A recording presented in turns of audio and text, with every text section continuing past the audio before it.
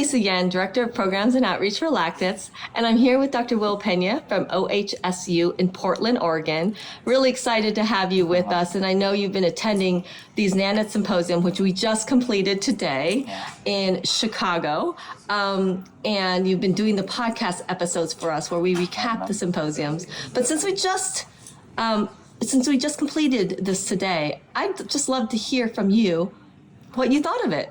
Absolutely. Thank you so much for having me. So it's been an amazing symposium. I think this year it has been really exciting with the amount of progress that we're seeing, new therapies coming down the pipeline.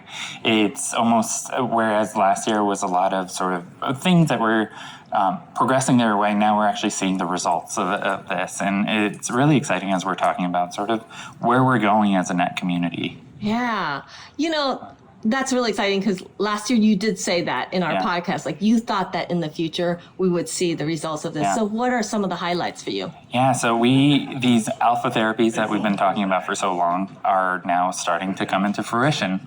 We're starting to learn how they fit, what they look like, what the side effects are, and that for that reason they're moving kind of along in the clinical trials. I think we had 3 different alpha therapies for which data was presented, which is just really incredible. But then also things that may have not been considered in the past. So we're talking about immunotherapy with PRRT. That's just something that had not really been considered in NATS for a while. So it's really exciting.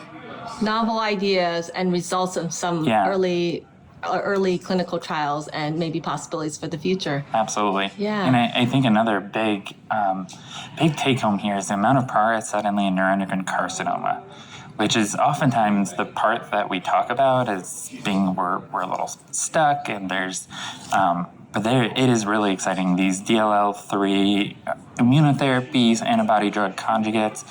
I think not only what's on the sort of short-term horizon, but even beyond that, it's really looking exciting.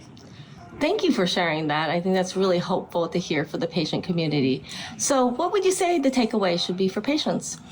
Yeah, so thinking about this conference, I know last year I described the conference as being a lot of practice affirming.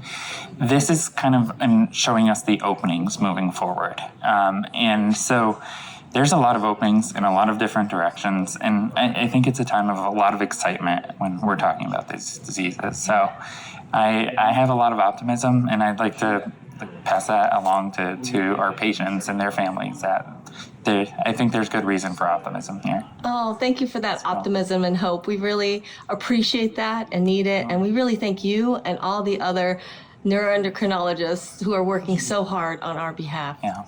Well, thank you so much. Thank you.